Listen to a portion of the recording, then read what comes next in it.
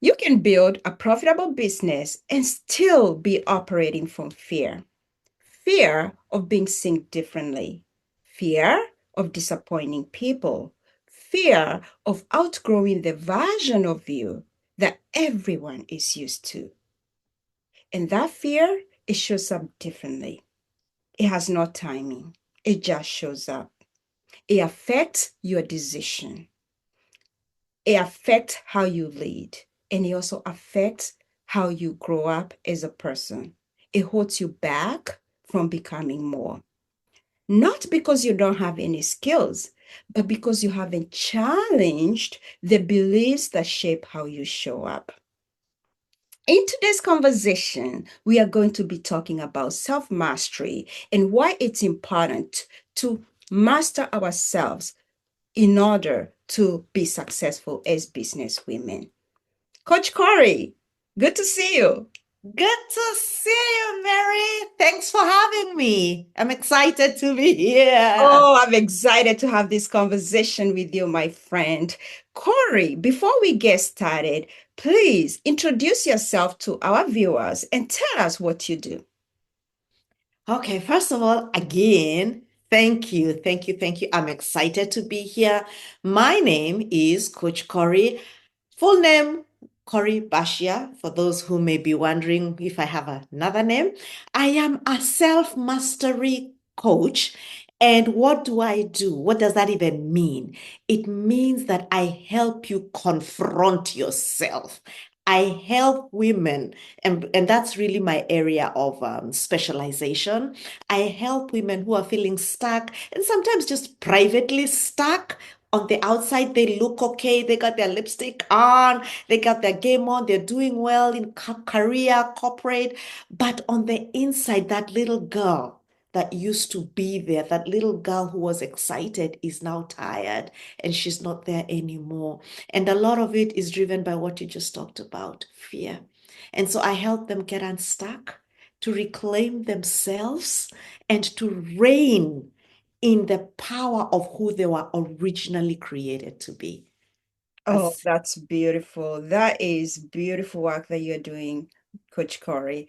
Can you tell us how did self-mastery become your focus?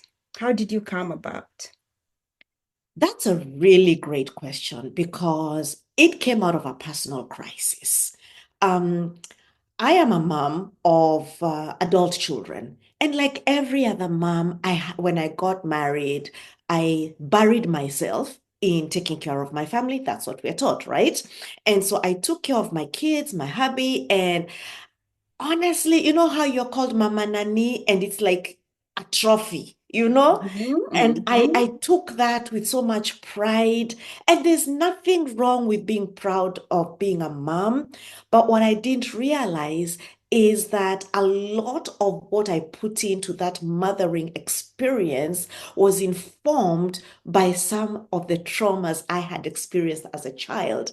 And so for myself, I parented from a place of unknown and unhealed traumas that led to fear. And so I did a lot of things based on fear. And so I had an unhealthy emotional attachment to Mhm. my children because they validated me in areas that I was expecting them to validate me, and that wasn't fair. And so when they grew up and they moved out, Right. I had a personal crisis.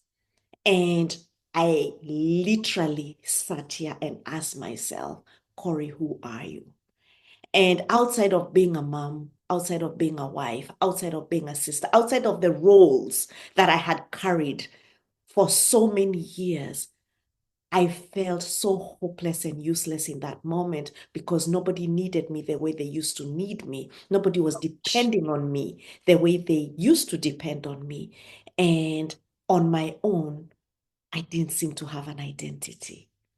And when I asked myself that very difficult question, I started a journey of self discovery. And that self discovery led me down another hole of discovering what I had buried. And how I had made decisions that had not served me well, and Mhm. how I had aborted and self-sabotaged my own destiny.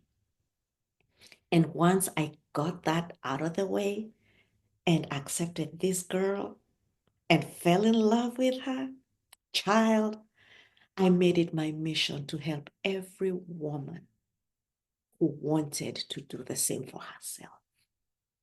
Wow. So your personal crisis and self-discovery and knowing that you deserve to be more, not just a mom, not just a friend, not just a wife, led you into wanting to help other women. Absolutely. I knew we were many. The negative self talk, the getting together to gossip about what people in our lives were not doing right while we were not doing right by ourselves. How, talk to us.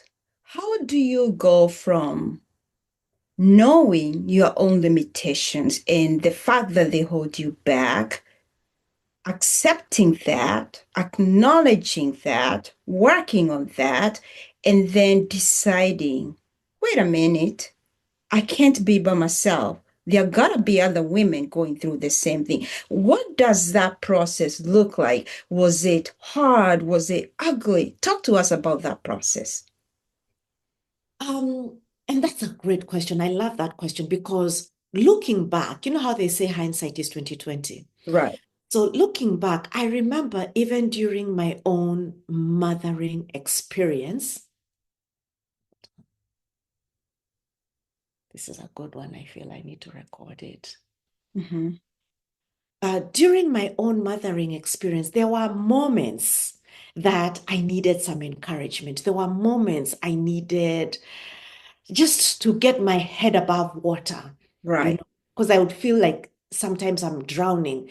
And I would look for inspiration. I would go to YouTube, look for, even just read books, because in my time we actually read books before social media became a thing, you Mhm. know. And for a while that helped. But when I now started my own personal development journey, it was because I also recognized that what I had tried to do on my own was not enough. It Mm. was great. It was a good starting point, but it wasn't enough. And so I engaged help. I engaged a coach. And in so doing, that process that you're asking about, oh, it was ugly because we all tend to think that we're doing really well. And I'll tell you one of the exercises that I was given that broke me. Just to look at myself in the mirror.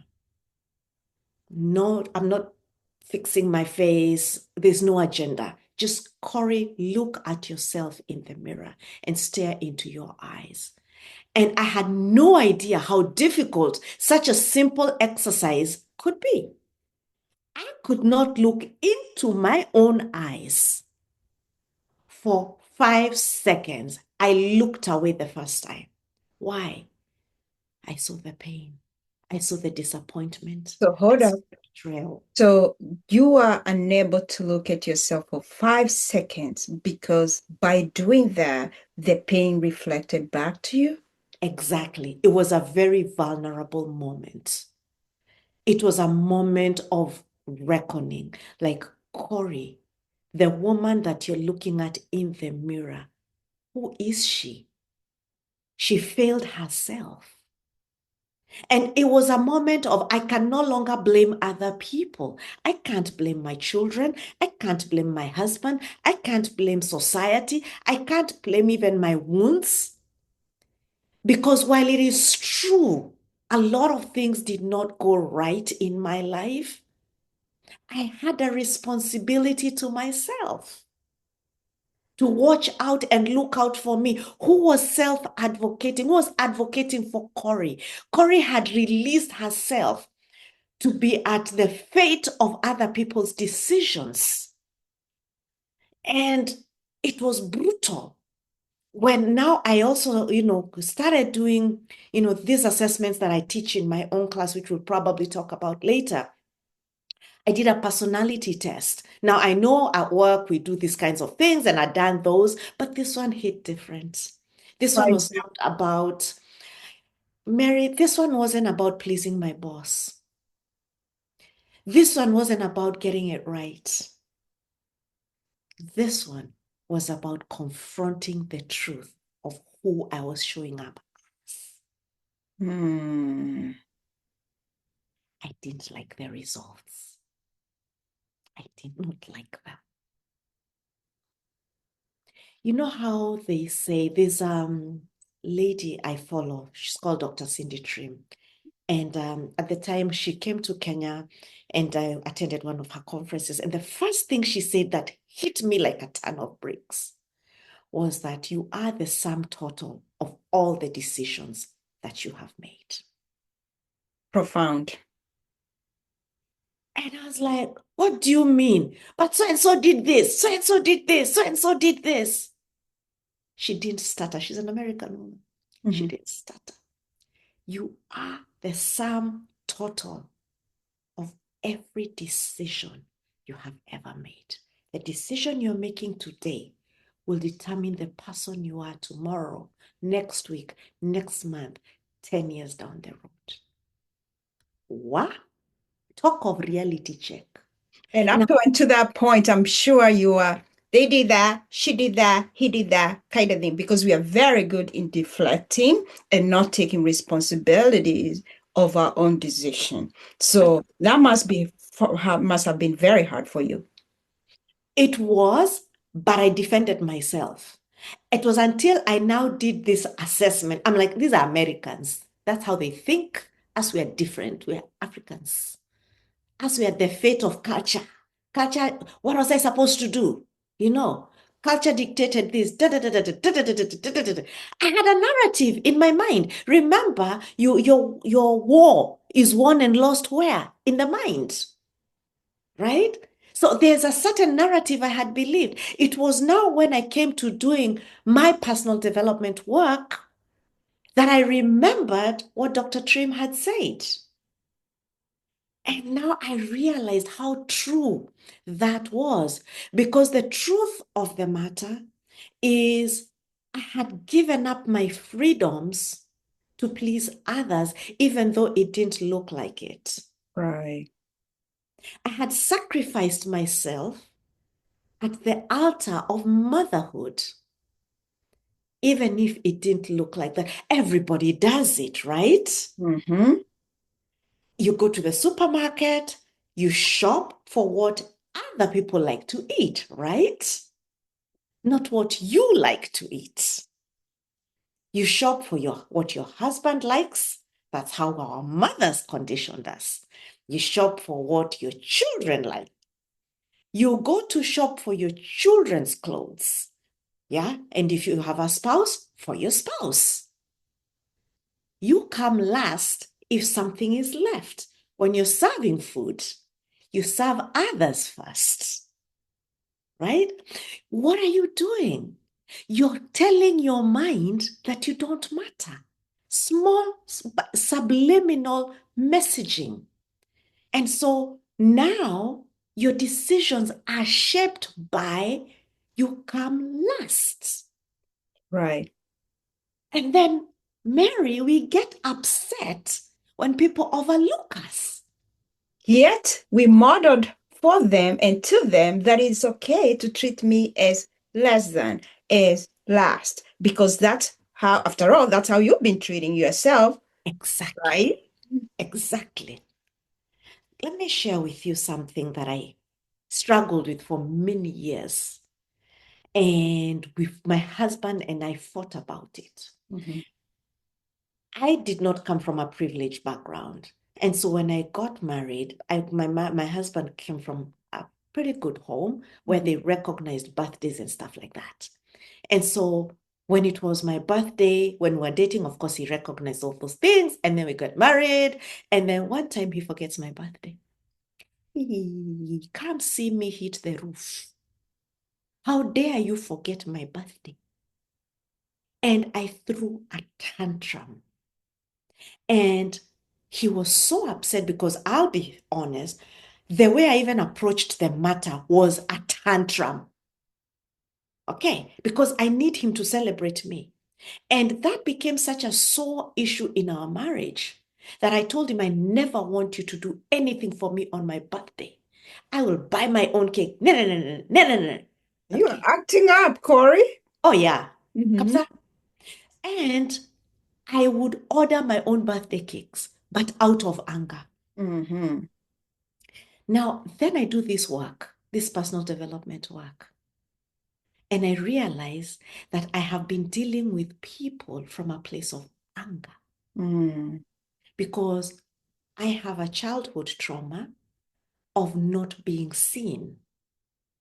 And I've carried that, and I watched my mother not be seen, right? And I've carried that. And now I'm beginning to realize, okay, Korry, we need to change things. So I do my forgiveness exercises, blah, blah, blah. And now I'm healing. And I do this now on my birthday. I go to the grocery store, I buy myself a nice slice of cake. Mm-hmm. I buy myself flowers for the first time in my life. Do you know how old I am at this point? I'm about 52. Mm-hmm. And I come home and I sing happy birthday to me. And I prophesy to Korry in love. By the way, I'm not angry. Mm-hmm. And I put this on social media. My children see it.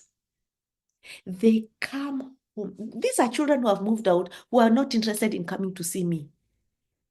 Now they see, wow, mom is loving on herself.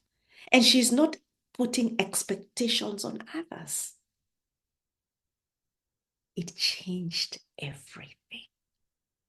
They came to celebrate me because now I'm teaching them what I love, how I need to be celebrated, but I'm not asking them to do it. See the Korry, difference?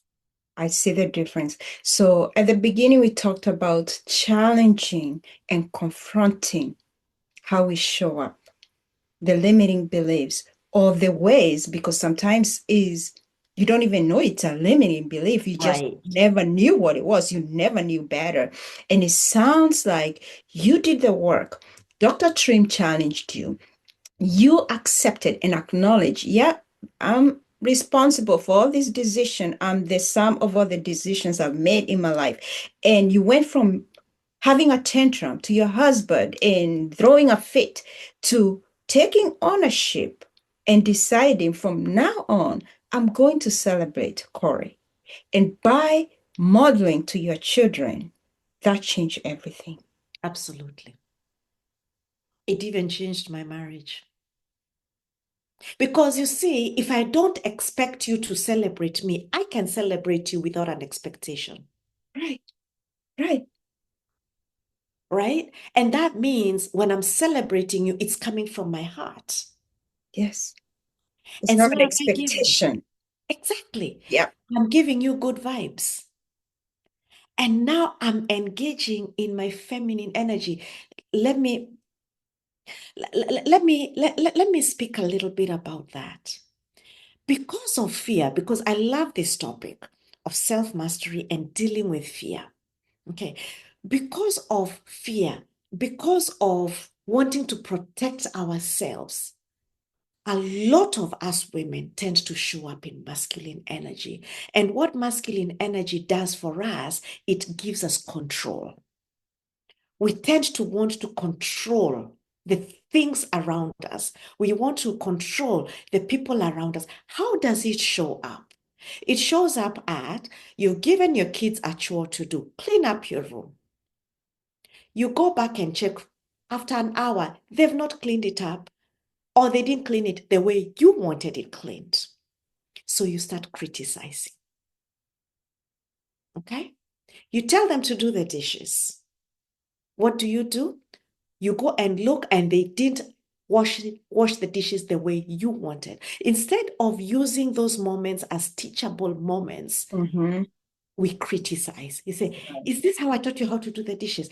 And then what do we do in our homes? We walk in and we're like, I'm the only one who does everything around here. Nobody can do anything without da da da da da da da da da da da da da mama kelele, you know. And instead of showing up in that energy that is not nurturing. As women, I learned a very important lesson. When God made me a woman, it was not by mistake. Right. It's because He wanted me to be able to nurture those around me, not self abandon. There's a difference. Mm-hmm. Nurture. What does that mean? That if I ask you, for example, as my kid, do the dishes, okay? Today, your duty is to do the dishes, right? And you don't do them well. I affirm you. I say, thank you for doing the dishes. You did a really good job. Now, come, let me help you. Let me show you something that will help you do it even better the next time. Right.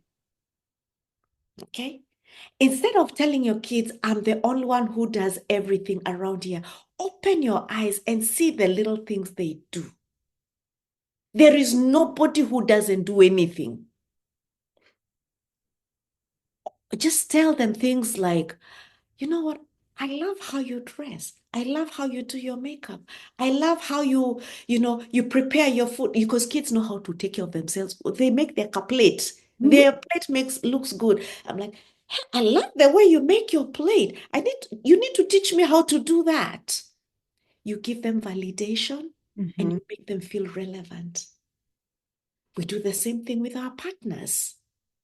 We But isn't tell it true that we are so critical in our households, especially to our children and our partners? And for most women, that's not how we behave in workplaces. Why do you think it's like that? Like the people who are closest to you, and it doesn't have to be a partner, it could be a sibling, it could be a friend. right. We take out frustrations on them. But in professional settings, we are different people. Why do we behave that way? They're the low-hanging fruit. Here's the reality. And I'll tell you this 100% of the cases. I ran a class where I've just shared with you, I had to do an assessment for myself. Mm-hmm. Okay. In my class, when you come, we have to run an assessment on you. Okay. In fact, I just did one with the current class and they were confronting me and telling me, Korry, we didn't know this was going to be so deep because because this is what happens when you see your numbers. It's like your labs when you go to the doctors. When your labs come, your labs don't lie. Okay. So when you see your numbers, you will see there's always a part of you that is underperforming. Right. And the reason it's underperforming is because there is a trauma related to it Mm-hmm. where you're dimming your light. And when I speak with women, we go back and we dig, there's a pain point that they have buried. Now, remember it said, bleeding people bleed on others. And hurt people? So, right, hurting people hurt others. So Yeah. while tried to cover this wound stinks. This wound is a trauma. Trauma has a voice. And you cannot convince me otherwise because I see it over and over and over. And who is the low hanging fruit to hit at? Family. They're the only ones who will put up with your BS. Mm-hmm. Your kids and your spouse, your siblings, your parents, they may not like, and that's why we have so many situations of people in families that don't talk to each other Right. because that's where we take our BS. And that's where you find that until you do that healing work, you will also not be able to see your family from the place of grace. And our greatest traumas, and that's the other thing, 99% of people, if you ask them the source of their trauma, it's family. Whether it is parental trauma, Mm-hmm. whether it is an auntie. Kwanza aunties, I don't know what aunties do. Aunties? I didn't know aunties Aunties, are a problem. oh my goodness. Oh, Aunties goodness. and aunties seem to be the hardest to forgive. Wow. I did not know that. I can tell you because whenever there's a forgiveness exercise we do. Mm-hmm. And people seem to be okay with forgiving other family members. Mm-hmm. But there's an auntie who said something. There's an auntie who did something and it shattered the life of that person, usually in when they were in their childhood or teen years, those formative years where words are so, important, where they're very impressionable. And so, yes, that's why who's going to put up with that BS at work? Right.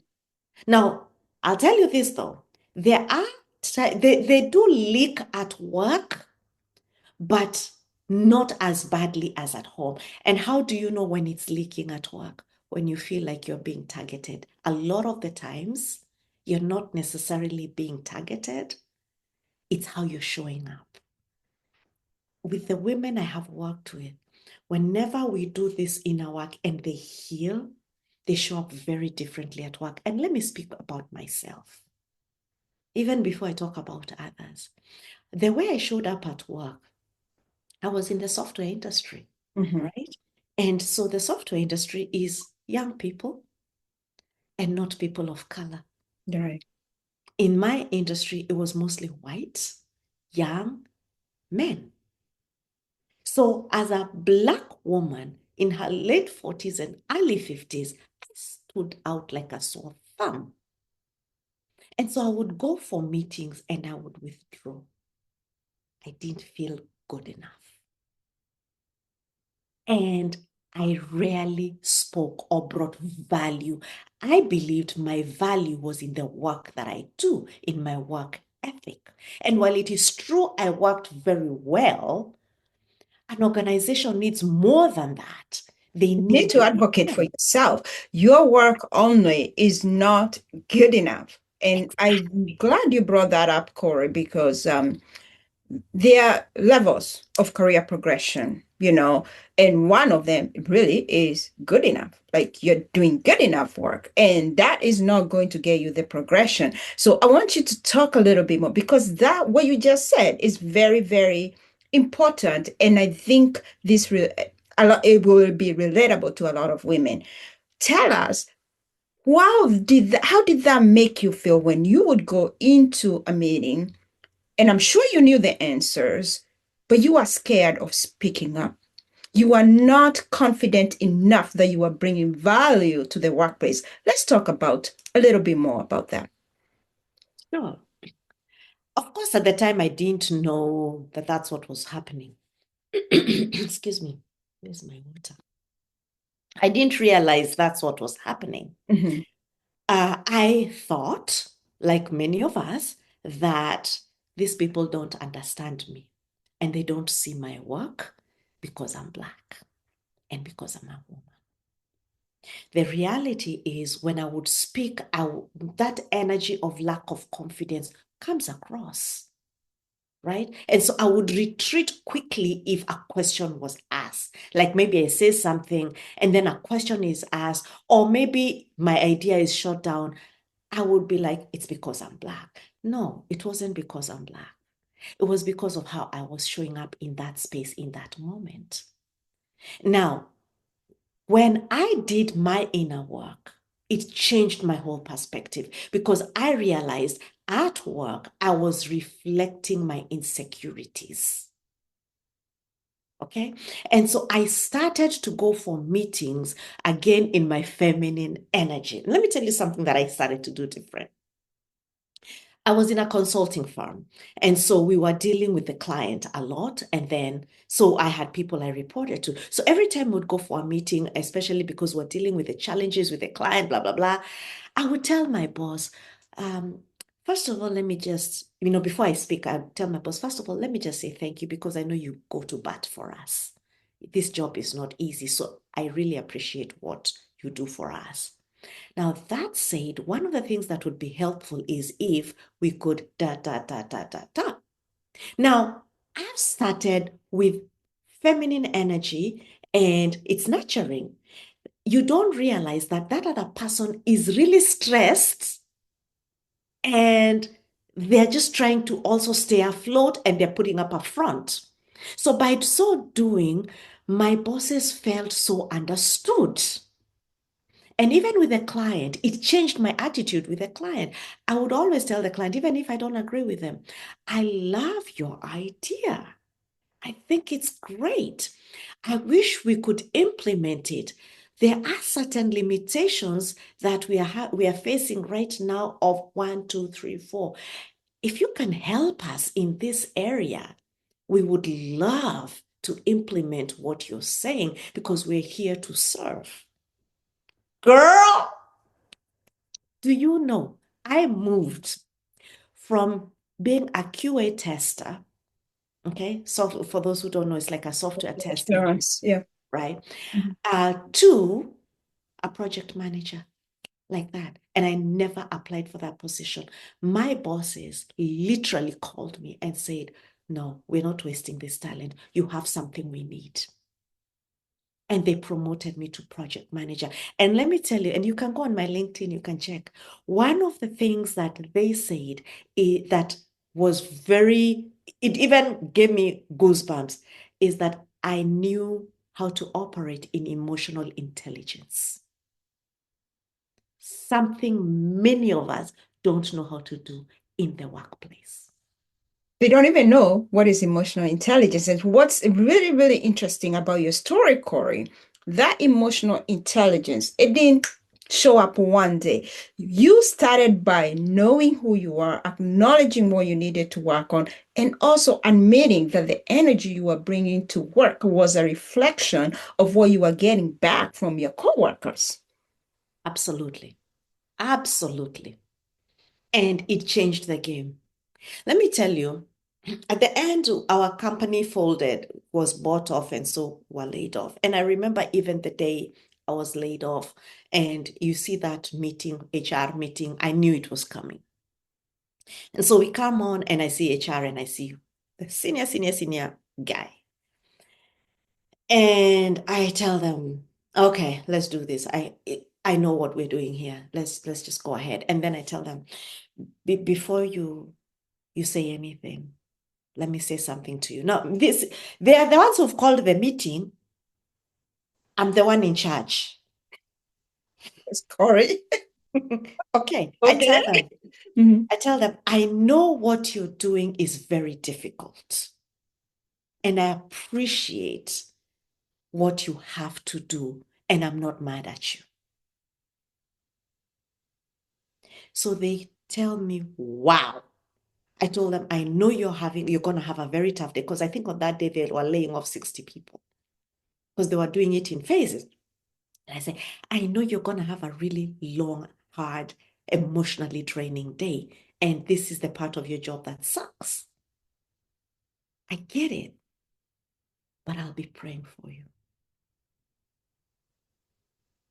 I literally, our top guy, I saw him shed a tear. It's like, you have no idea what you have just said. You felt understood. Thank you. Yeah. When you see yourself first, you have capacity to see others. Say that again, Korry.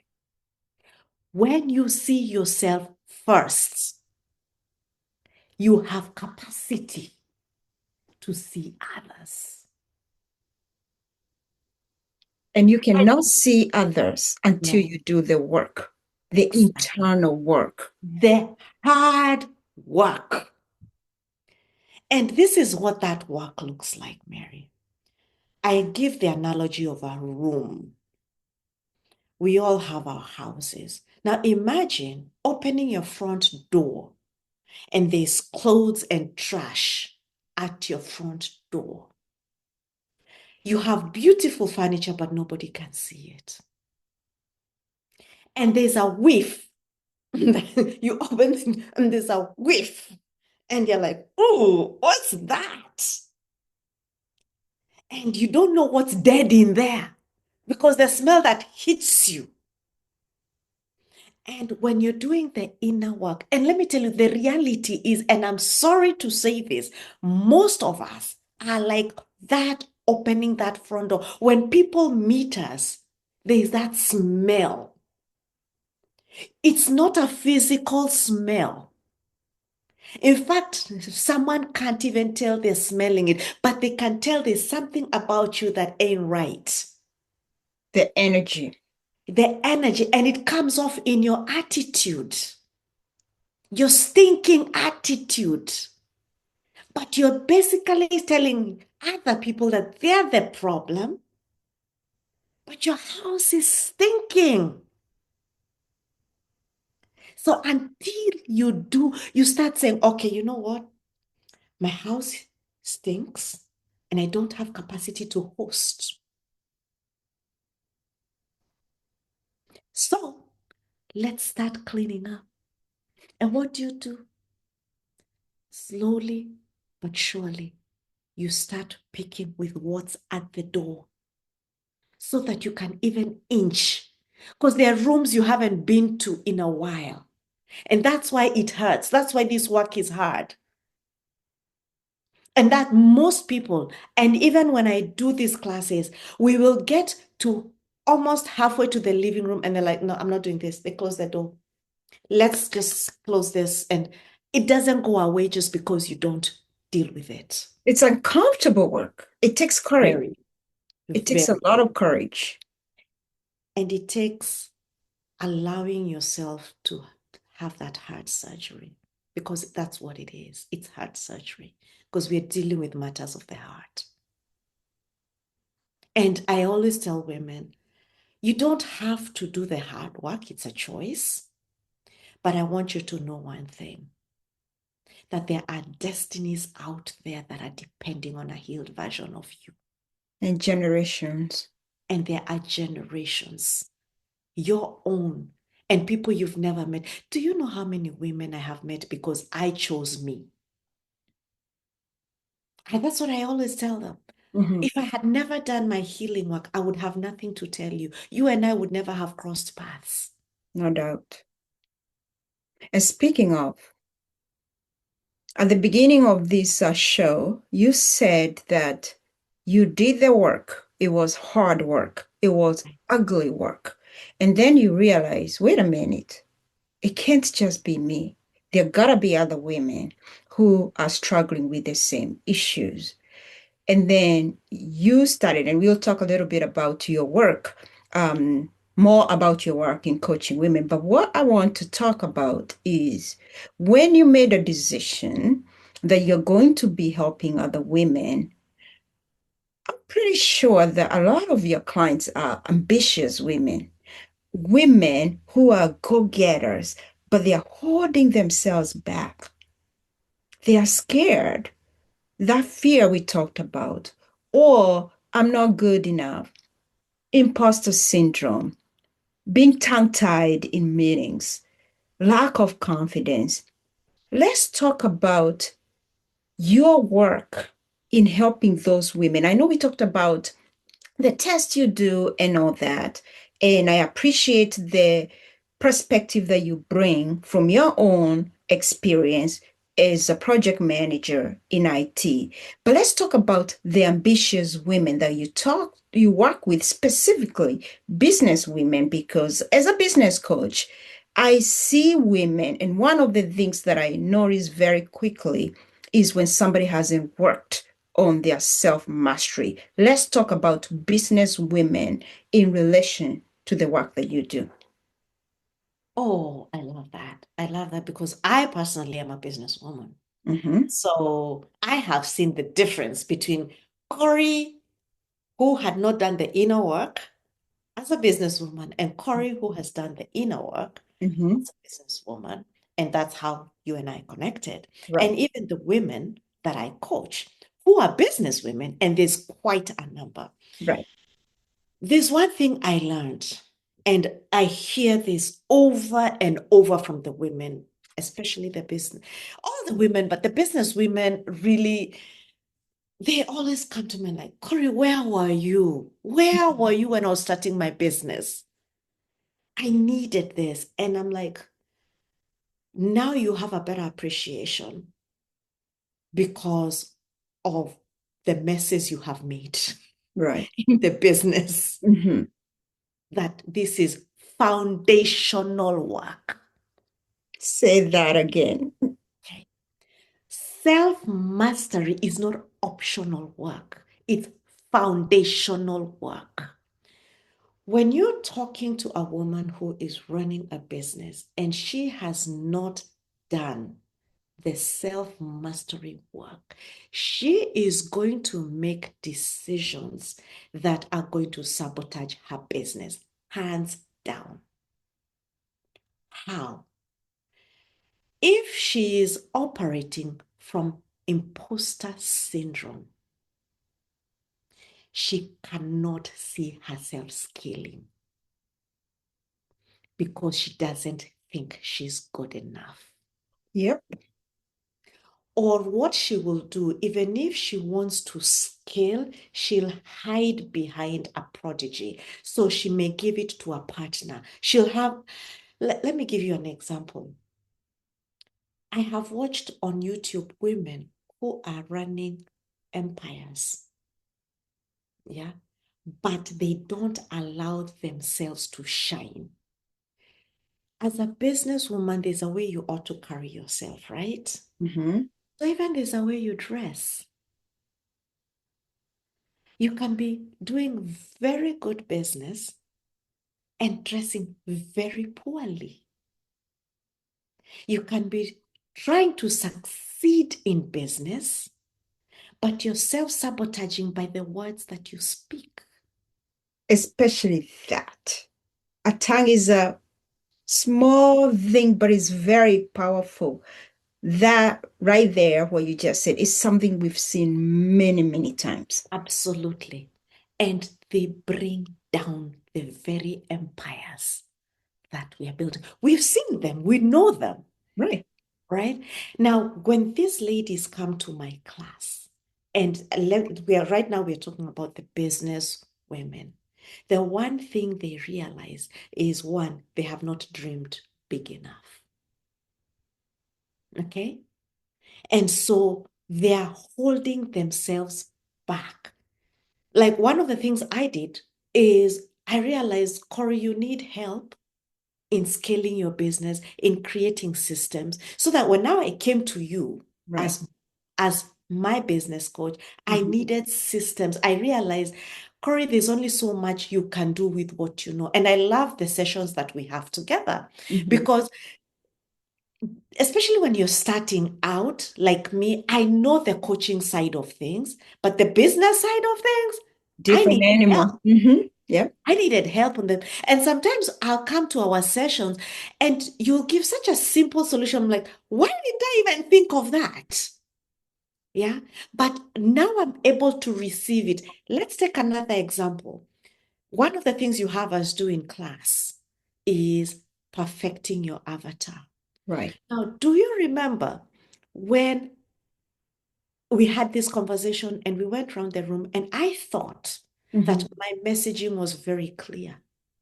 I remember that session very, very clearly. Yeah. And the shock, Mm-hmm. you all told me what you thought I do. Mm-hmm.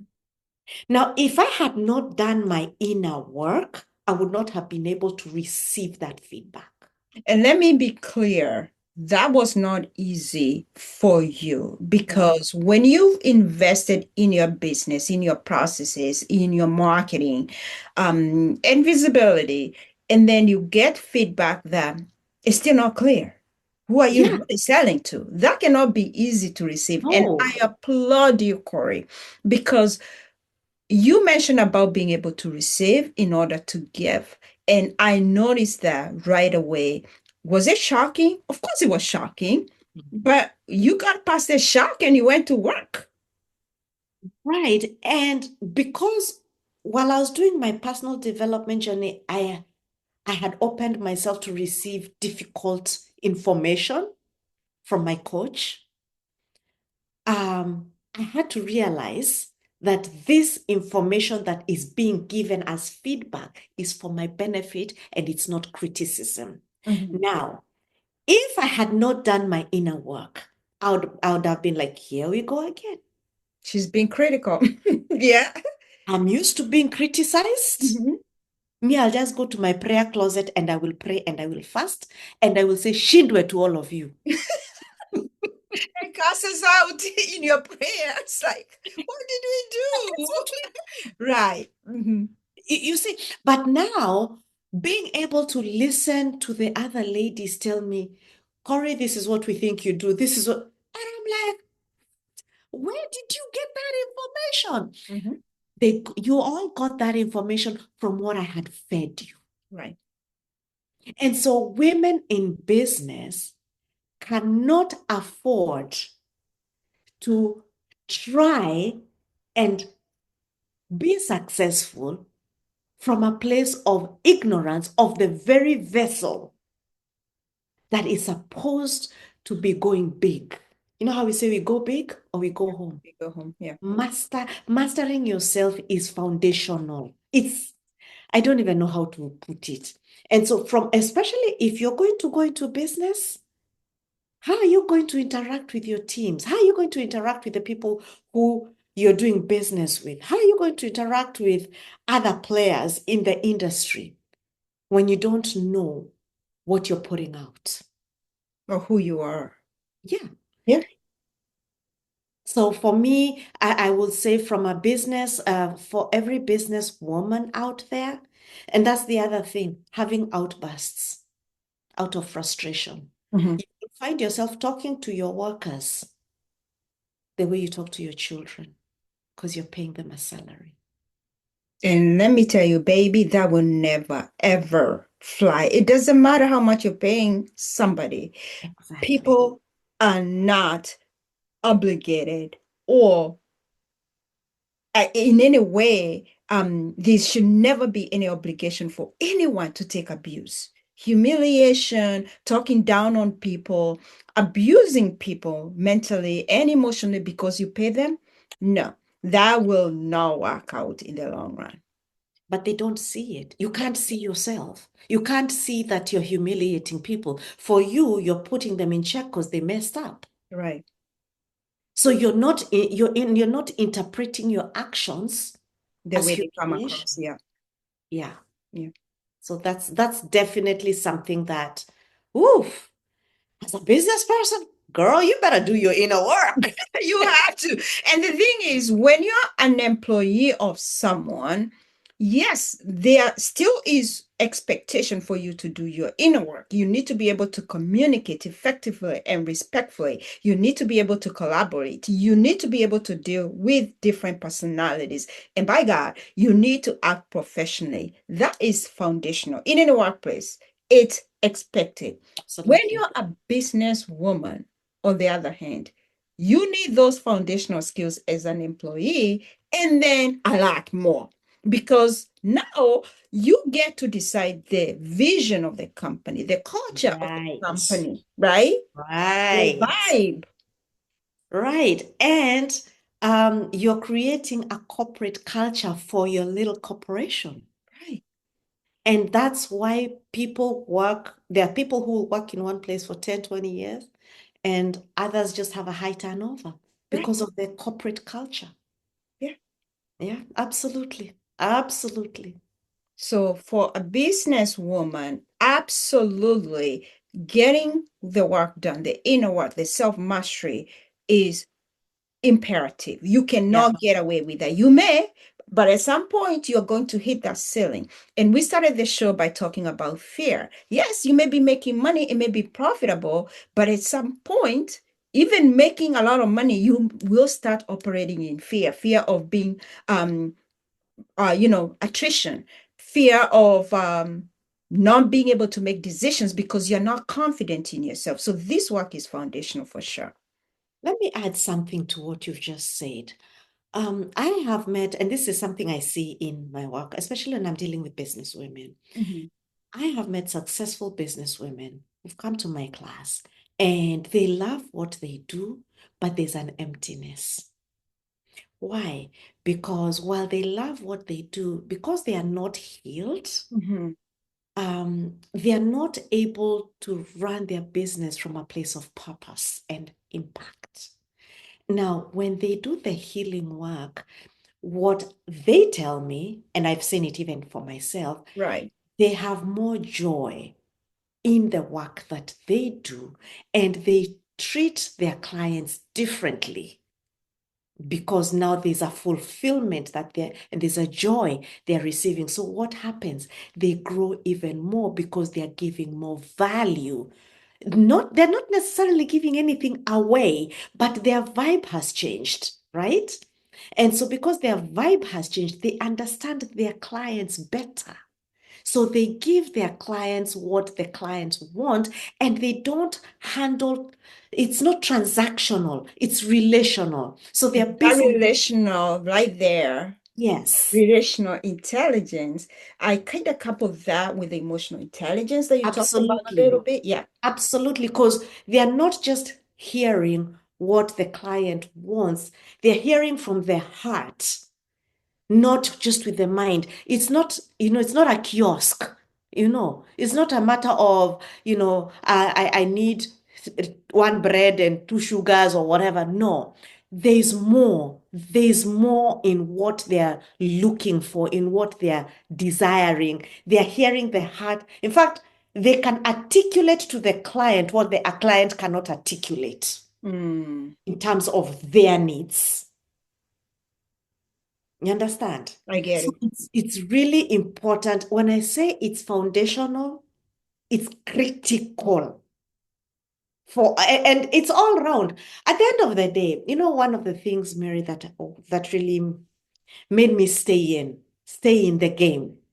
Because when you start doing this work, you can give up. Right. Yeah. What made me stay in the game is I visualized myself at the age of 70. And I said, because I look at my mom and I look at my family members, and I am like, I'm 70 years old and I'm looking back at the life I had. What do I want to see? And when I started articulating what I wanted to see, and I looked at the pattern that I had, there Mhm. was a mismatch.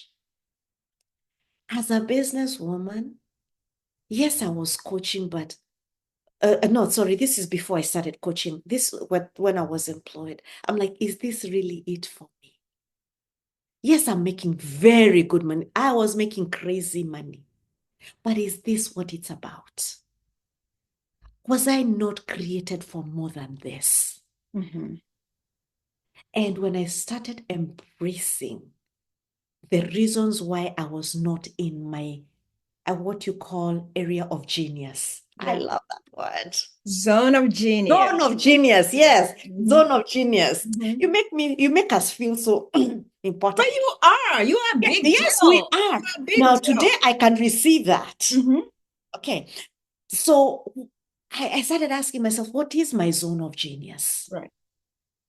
Right. And I started just by trying to discover who I am, Mhm. and it led me to my zone of genius. Right. Right. And that helped me stay the course because, like I said, it's difficult work. But where I wanted, the destination I wanted to see myself at mattered more and gave me the staying power to do that work so that you and I can have this kind of conversation today. Okay. You recognize that you needed to do purposeful work. You needed to have a purpose, not just show up for a paycheck. And Correct. that right there, that recognition, that acknowledgement, and also, and I say zone of genius because it is what it is. It Right. is your zone of genius. Once you recognize that you're good in something, I want you to put 150% in that. Pursue that no matter what. It doesn't matter who likes it or who doesn't like it. It's your life. And I love the fact that you embrace that. I love the fact that you show up hard for your client, Korry. The passion that you have in your work is very apparent. Now, what I would like for you to do is tell, as we come close to the end of the show, I would like you to tell anyone who is watching this show. Obviously, this is a show for women, but specifically business women who are pulling a ceiling or who have hit a ceiling in how far they think they can go, or who is scared to explore an idea, a business idea, because they don't think they are good enough. Give them a message for us. Okay. Thank you so much. And I love the conversation we've had. It even went to areas I'd forgotten. So thank you so much. Now, for you, my sister who is out there, maybe you're in business, maybe you've started a new business and you're feeling unsure about yourself. You're not sure how you're going to go about this, or maybe you've been running a business and there are days you just want to give up.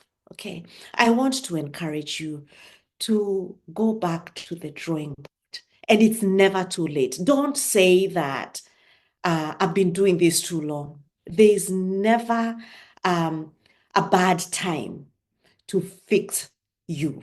There's never, I did it in my 50s, right? And in my class, I even have ladies in their 60s. Okay. Um, be open and transparent with yourself. Sit down, ask yourself, who are you? And don't answer with, I am your name, I am a mother, your role, or a woman, or no, don't go by roles because there's so much more wealth to who you are. Don't limit yourself. Okay. Look at yourself in the mirror and ask yourself, who am I? And be willing to get the help that you need. I kid you not, no one can walk this journey alone. Nobody. Okay. And I'm here if you need me, right? I'm Coach Korry. You can find me on Instagram, Facebook, uh, TikTok, not so much. Instagram and Facebook are my main go-tos. You can send me a message there. Or Korry Bashia, Bachia. But it is critical for you to get to understand the wealth that you carry. It is critical for you to understand where you have been dimming your light so that you can shine back bright. It is critical for you to identify the areas you have been overcompensating. It is critical for you to identify the areas of self-sabotage and self-abandonment. Until you do that inner work, and like you've heard me share already, even as a businesswoman, I thought I was doing very well in terms of who I was speaking to, but I still needed help. And so please be willing to do the work. If you've already done your inner work, right, and you have mastered yourself, Coach Mary is here and she gonna help you get your business aligned to your desires. That's what she's done for me. And I'm so happy that I'm still growing. I'm still learning. It's a process, but I'm at a place where I can receive feedback because I did the inner work. So until you do that inner work, until you heal those wounds, you're not in a position to have anyone speak anything that sounds like negativity to you. You will misinterpret that information and you will self-sabotage and you will self-criticize and criticize others. Well, all you need to do is heal that wound. Okay? So, welcome to class. Whichever class you want to come to, I got you. Coach Mary got you. Corey, I could not have ended this show at a better note. Girl, you took us to church, the self-mastery church, and I love it. I love it so much. Thank you so much for helping us unpack what is self-mastery and how we can use self-mastery in our personal lives and in our business. And like you said, I'm a business coach. I'm your business coach. But when you come to my class, to for business coaching, we do very, very honest work. We give very honest feedback and we get into the trenches and do the work, because starting a business is not just incorporating and expecting profit. There's a lot that goes into running a business, including knowing who you are, how to operate a business, systems, integrations, and all that. That's where I shine. But I will always refer you to Coach Corey for self mastery, because I know that you have to challenge your status quo. You have to challenge some narrative and you have to challenge your mindset. That's where Coach Korry comes in. Coach Korry, one more time, tell us, where can our viewers find you? You can find me on Facebook or Instagram. Coach Korry is what I go by. Actually, it gives both. Coach Korry on Instagram, Korry Bashia on Facebook, but under there it says Coach Korry. So if you do a search for Coach Korry, you will find me. And I'm very happy to interact with you. You can also book a free discovery call with me so that we can have a conversation and I will see whether we are a good fit. By the way, just for the record, I don't coach unserious people. If you're not serious, then I'm not your girl. But if you're serious and the stars and the galaxy are not your limitation, then I got you. She got you. And that brings us to the end of this show. Thank you so much for watching. Once again, I'm Coach Corey. I said I'm Coach Corey. I'm Coach Mary, and I'm a business coach. And this is Coach Corey with me. Corey, thank you so much for your time today. We appreciate you. Thank you so much. I'm glad that we had a fantastic show. Goodbye.